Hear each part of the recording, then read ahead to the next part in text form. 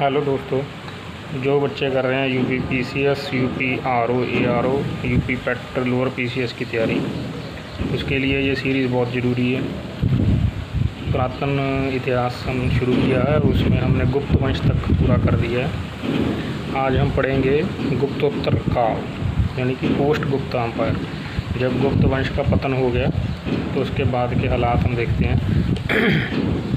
ये देखें, ये है हर्षवर्धन का एरिया, पुष्यभूति वर्धना डायनेस्टी का, मथुरा कन्नौज। इससे पहले कन्नौज में एक और वंश था, मौखरी वंश, कुछ समय के लिए रहा। गुजरात में हम देखते हैं कि बलाबी वंश था, मत्रिका वंश, और उनकी राजधानी थी बलाबी। गुर्जर प्रतिहार इधर राजस्थान सिंध वाली साइड थे। वर्मन वंश था असम में। गौड़ वंश था बंगाल में। कर्ण सुवर्ण राजा थे इसके। ताम्रलिप्ति इसका कलकत्ता बंदरगाह। और पुलकेशन II यहाँ पे राज्य करता था, चालुक्य राजा, बदामी चालुक्य, बदामी इनकी राजधानी थी। पल्लव राजवंश देखते हैं ये इधर, कांची राजधानी। चेर वंश और पांड्य वंश, ये हालात थे भारत के गुप्त वंश के बाद। इसमें सबसे जो महत्वपूर्ण है वो हर्षवर्धन का राज्य है। हर्षवर्धन इन सबको जीत लिया था। बंगाल को हरा के गौड़ वंश को अपने में मिक्स कर लिया, मैत्रिका को भी हरा के इसको मिक्स कर लिया। असम से इसने मित्रता कर ली वर्मन से, इधर सबसे जीत लिया था। राजस्थान, पंजाब, कश्मीर को भी अधीन कर लिया, ठीक है। पर ये इससे हार गया, पुलकेशिन से, और फिर इसलिए इसका राज्य उत्तर भारत में ही रहा, दक्षिण में नहीं गया, ठीक है। इसके बारे में हम थोड़ा डिटेल में पढ़ेंगे। तो शुरू करते हैं इसके गुप्तोत्तर काल। देखें, सबसे पहले एक था वक्टका वंश। ये महाराष्ट्र में जो विदर्भ है उस एरिया में थे। ब्राह्मण जाति के थे और इसलिए वैदिक कर्मकांड और उसमें विश्वास रखते थे। इन्होंने बौद्ध धर्म को भी संरक्षण दिया। वक्टक वंश का स्थापक था विंध्य शक्ति और इसकी पुरी का राजधानी थी, पुरी का राजधानी। रुद्रसेन देखते हैं। इसके बाद इन्होंने नंदीवर्धन शाखा शुरू की, इसकी आगे एक शाखा बन गई थी, ये नागपुर से शुरू किया उन्होंने, राजधानी बनाई अपनी। फिर प्रवरसेन आया, इसने अपनी प्रवरपुरा थी राजधानी, और उसके वर्धा जिला बाद में अब लेटेस्ट अब बना है गुजरात में। प्रवरसेन ने अश्वमेध यज्ञ भी किया और धर्म महाराज की उपाधि धारण की। फिर आया हरिसेन, इसने अवंती कलिंग कौशल पर विजय की, और जो यूनेस्को की अजंता गुफाएं हैं महाराष्ट्र में वो इसने बनवाई, हरिसेन।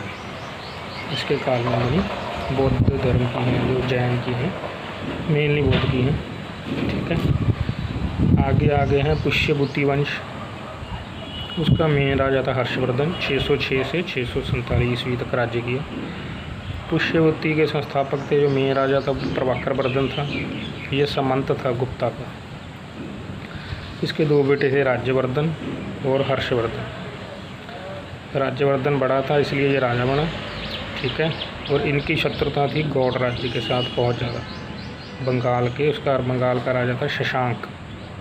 शशांक ने इनके जीजा को मार दिया और बहन को कर लिया था कैद।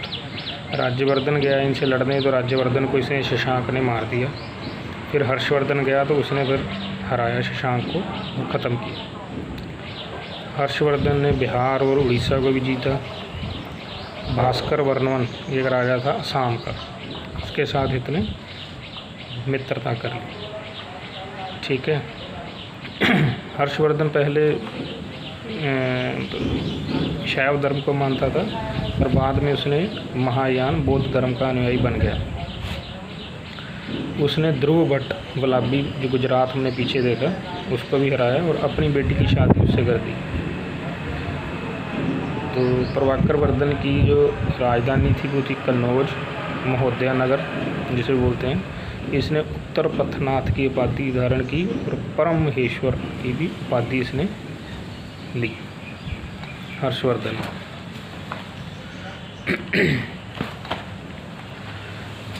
आगे देखते हैं। पुलकेशन द्वितीय ने हर्षवर्धन को बुरी तरह से हराया नर्मदा नदी के तट पे। इसके बाद पुलकेशन द्वितीय ने बनाया अपने आप को, कहा कि मैं परमेश्वर हूँ, और ये सारी डिटेल मिलती है ऐहोल अभिलेख में।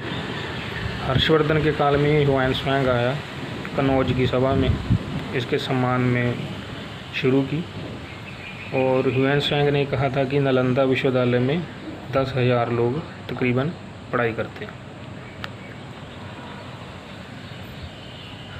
हर्षवर्धन की मृत्यु हो गई 647 में बगैर पुत्र के मरा, और ये अंतिम हिंदू शासक था जिसने उत्तर भारत पर राज्य किया। इसके बाद कोई भी हिंदू शासक नहीं आया अगले 1500 साल तक, जब तक भारत आज़ाद नहीं हुआ, जिसने इतना बड़ा साम्राज्य उत्तर भारत में किया। दक्षिण में तो आए कई छोटे मोटे, पृथ्वीराज चौहान भी आया, पर इतना विशाल नहीं था।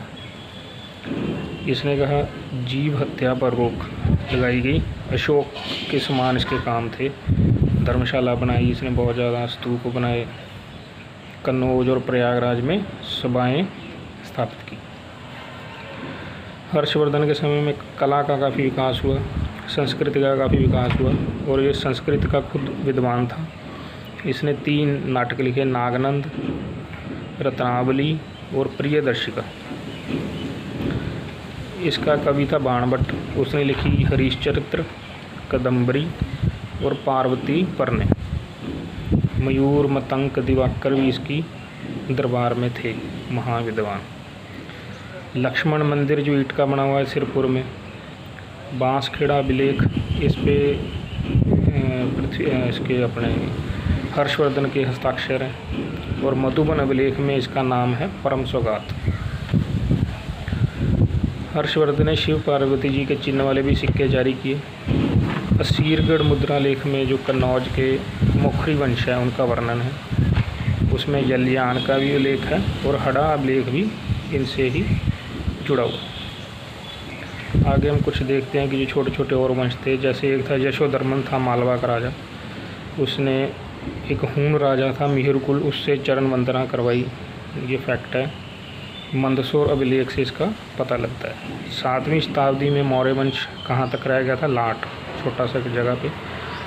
कदम्ब वंश देखते हैं, इसकी राजधानी थी बनवासी, धारवाड़, कर्नाटक में। सती का विरोध किस किस ने किया? क्योंकि गुप्त काल में सती काफ़ी ज़्यादा हो गई थी, जिसका अपना समाज में कई लोगों ने विरोध किया। उनमें से बाणभट्ट, मेदतिथि और देवभट्ट। ये हर्षवर्धन हो गया सारा। आगे हम पढ़ते हैं मैत्रिका वंश। इनकी राजधानी थी वलाबी। ध्रुवसेन वन इनका राजा था, बालदत्ते भी इसके बोलते हैं। ये पहले गुप्तों के अधीन थे। गुहा सेन ने इन्हें आज़ाद करवाया पूरी तरह से। शिलादित्य आया इसके बाद, धर्मदित्य। ह्वेन-त्सांग ने उसका विवरण दिया। मोखरी वंश कन्नौज के थे। इसमें जो 4 राजे थे जो पूछे हुए हैं इसका ऐसे ना सीधा ही।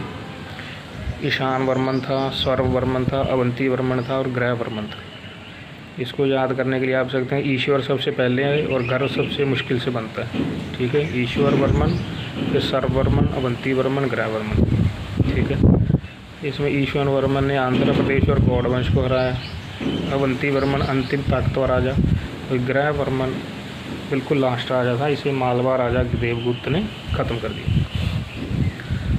मगध गुप्त वंश, ये असली गुप्त नहीं है, वैसे ही उनकी कॉपी की थी। मगध वाली साइड थे थोड़े से। कुमारगुप्त 3, इसने ईशन वर्मन को हराया।